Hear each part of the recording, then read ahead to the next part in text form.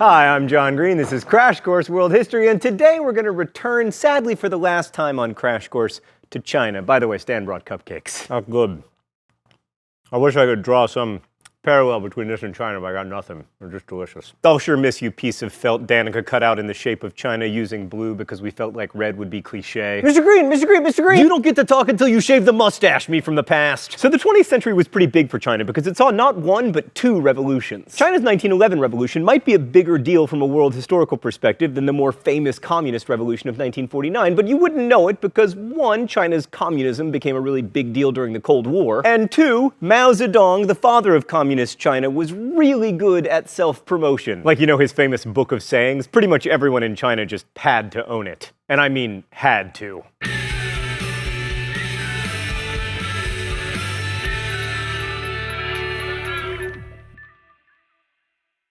So as you no doubt recall from past episodes of Crash Course, China lost the Opium Wars in the 19th century, resulting in European domination, spheres of influence, etc., all of which was deeply embarrassing to the Qing dynasty and led to calls for reform. One strand of reform that called for China to adopt European military technology and education systems was called self-strengthening, and it probably would have been a great idea considering how well that worked for Japan. But it never happened in China. Well, at least not until recently. Instead, China experienced the disastrous anti-Western Boxer Rebellion of 1900, which helped spur some young liberals, including one named Sun Yat-sen, to plot the overthrow of the dynasty. Oh, it's already time for the open letter?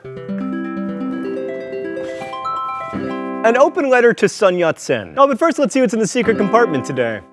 Oh, more champagne poppers. Stan, at this point, aren't we sort of belaboring the fact that China invented fireworks? Wow. That is innovation at work right there. We used to not be able to fire off one of these. Now we can fire off 6 at a time if you count the 2 secret ones from behind me. Dear Sun Yat-sen, you were amazing. I mean, the Republic of China calls you the father of the nation. The People's Republic of China calls you the forerunner of the democratic revolution. You're the only thing they can agree on. You lived in China, Japan, the United States. You converted to Christianity. You were a doctor. You were the godfather of an important science fiction writer. But the infuriating thing is that you never actually got much of a chance to rule China, and you would have been great at it. I mean, your 3 principles of the people, nationalism, democracy, and the people's livelihood, are 3 really great principles. I mean, the problem, aside from you not living long enough, is that you just didn't have a face for Warhol portraits. It's too bad. Best wishes, John Green. So the 1911 revolution that led to the end of the Qing dynasty started when a bomb accidentally exploded, at which point the revolutionaries were like, we're probably going to be outed, so we should just start the uprising now. The uprising probably would have been quelled like many had before, except this time the army joined the rebellion because they wanted to become more modern. The Qing emperor abdicated and the rebels chose a general, Yuan Shikai, as leader, while Sun Yat-sen was declared president of a provisional republic on January 1st, 1912. A new government was created with a senate and a lower house, and it was supposed to write a new constitution. And after the first election, Sun Yat-sen's party, the Kuomintang, were the largest, but they weren't the majority. So Sun Yat-sen deferred to Yuan, which turned out to be a huge mistake because he then outlawed the Kuomintang party and ruled as dictator. But then when Yuan Shikai died in 1916, China's first non-dynastic government in over 3,000 years completely fell apart. Localism reasserted itself with large-scale landlords with small-scale armies ruling all the parts of China that weren't controlled by foreigners. You might remember this phenomenon from earlier in Chinese history. First during the Warring States period, and then again for 300 years between the end of the Han and the rise of the Sui. So the period in Chinese history between 1912 and 1949 is sometimes called the Chinese Republic, although that gives the government a bit too much credit. The leading group trying to reform China into a nation-state was the Kuomintang, but after 1920, the Chinese Communist Party was also in the mix. And for the Kuomintang to regain power from those big landlords and reunify China, they needed some help from the CCP. Now, if an alliance between communists and nationalists seems like a match made in hell, well, yes, it was. That said, the two did manage to patch things up for a while in the early 1920s, you know, for the sake of the kids. But then Sun Yat-sen died in 1925, and the alliance fell apart in 1927 when Kuomintang leader Chiang Kai-shek got mad at the communists for trying to foment socialist revolution, to which the communists were like, but that's what we do, man, we're communists. Anyway, this turned out to be a bad breakup for a bunch of reasons, but mainly because it started a civil war between the communists and the nationalists. We're not going to get into exhausting detail about the Civil War, but spoiler alert, the communists won. There are a few things to point out. First, even though Mao emerged victorious, he and the communists were almost wiped out in 1934, except that they made a miraculous and harrowing escape, trekking from southern China to the mountains in the north in what has become famously known as the Long March, a great example of historians missing an opportunity since it could easily have been called the Long Ass March as it featured donkeys. Second, for much of the time the Kuomintang was trying to crush the CCP, significant portions of China were being occupied and/or invaded by Japan. Thirdly, the communists were just better at fighting the Japanese than the nationalists were, in spite of the fact that Chiang Kai-shek had extensive support from the US. And each time the nationalists failed against the Japanese, their prestige among their fellow Chinese diminished. And it wasn't helped by nationalist corruption or the collection of onerous taxes from peasants, or stories about nationalist troops putting on civilian clothing and abandoning the city of Nanking during its awful destruction by the Japanese army in 1937. Meanwhile, the communists were winning over the peasants in their northwestern enclave by making sure that troops didn't pillage local land and giving peasants a greater say in local government. Now, that isn't to say that everything was rosy under Mao's communist leadership, even at its earliest stages. By the way, that is an actual chalk illustration. Very impressed. In a preview of things to come, in 1942, Mao initiated a rectification program, which basically meant students and intellectuals were sent down into the countryside to give them a taste of what real China was like in an effort to re-educate them. We try to be politically neutral here on Crash Course, but we are always opposed to intellectuals doing hard labor. But anyway, within 4 years of the end of World War II, the communists routed Chiang Kai-shek's army and sent them off to Taiwan, and these military victories paved the way for Mao to declare the People's Republic of China on October 1st, 1949. So once in power, Mao and the PRC were faced with the task of creating a new socialist state. And Mao declared early on that the working class in China would be the leaders of a people's democratic dictatorship.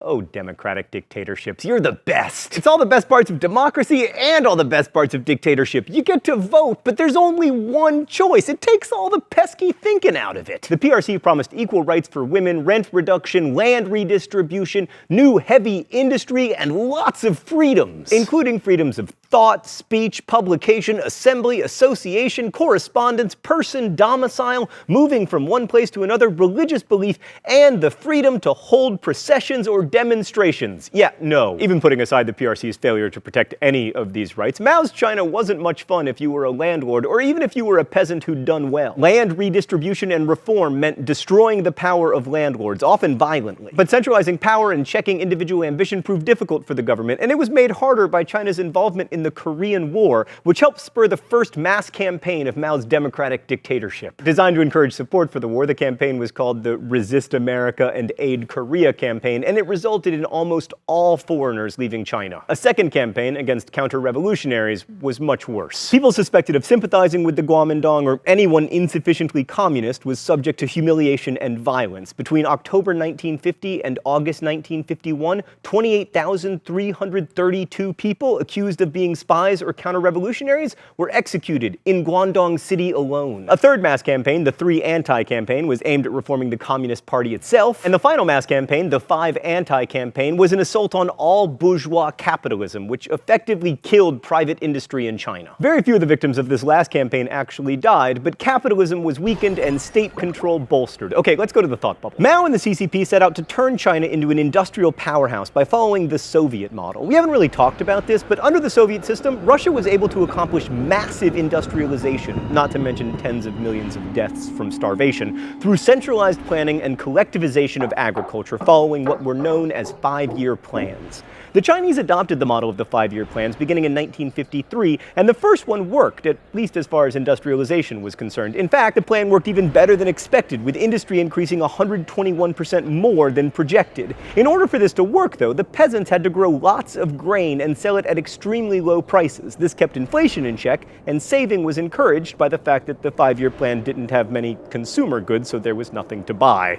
For urban workers, living standards improved, and China's population grew to 646 million. So far, Mao's plan seemed to be working, but there was no way that China could keep up that growth, especially without some backsliding into capitalism. So Mao came up with a terrible idea called the Great Leap Forward. Mao essentially decided that the nation could be psyched up into more industrial productivity. Among many other bad ideas, he famously famously ordered that individuals build small steel furnaces in their backyard to increase steel production. This was not a good idea. First off, it didn't actually increase steel production much. Secondly, it turns out that people making steel in their backyard who know nothing about making steel make bad steel. But the worst idea was to pay for heavy machinery from the USSR with exported grain. This meant that there was less for peasants to eat, and as a result, between 1959 and 1962, 20 million people died, probably half of whom were under the age of 10. Jeez, Thought Bubble, that was sad. And then in happier news came the Cultural Revolution. Just kidding, it sucked. By the middle of the 60s, Mao was afraid that China's revolution was running out of steam, and he didn't want China to end up just a bureaucratized police state like, most of the Soviet bloc. And the Cultural Revolution was an attempt to capture the glory days of the revolution and fire up the masses. And what better way to do that than to empower the kids? Frustrated students who were unable to find decent, fulfilling jobs jumped at the chance to denounce their teachers, employers, and sometimes even their parents, and to tear down tradition, which often meant demolishing buildings and art. The ranks of these Red Guards swelled, and anyone representing the so-called four olds, old culture, old habits, old ideas, and old customs, was subject to humiliation and violence. Intellectuals were again sent to the countryside, as they were in 1942. Millions were persecuted, and countless historical and religious artifacts were destroyed. But the real aim of the Cultural Revolution was to consolidate Mao's revolution, and while his image still looms large, it's hard to say that China these days is a socialist state. Many would argue that Mao's revolution was extremely short-lived, and that the real change in China happened in 1911. That's when the Chinese Republic ended 3,000 years of dynastic history and forever broke the cyclical pattern the Chinese had used to understand their past. I mean, at least in some senses, those nationalist revolutionaries literally put an end to history. That sense of living in a truly new world has made many great and terrible things possible for China. But the legacy of China's two revolutions is mixed at best. China, for instance, made most of the camera we're using to film this video, and China made most of the computers we use to edit it. But no one in the People's Republic of China will legally be able to watch this video, because the government blocks YouTube. Thanks for watching. I'll see you next week. Crash Course is produced and directed by Stan Muller. Our script supervisor is Meredith Danko. Our associate producer is Danica Johnson. The show is written by my high school history teacher, Raoul Meyer, and myself, and our graphics team is Thought Bubble. Last week's phrase of the week was disco golf ball. If you want to guess at this week's phrase of the week or suggest future ones, you can do so in comments, where you can also ask questions about today's video that will be answered by our team of historians. If you like Crash Course, make sure you've subscribed. Thanks for watching, and as we say in my hometown, don't forget to be awesome.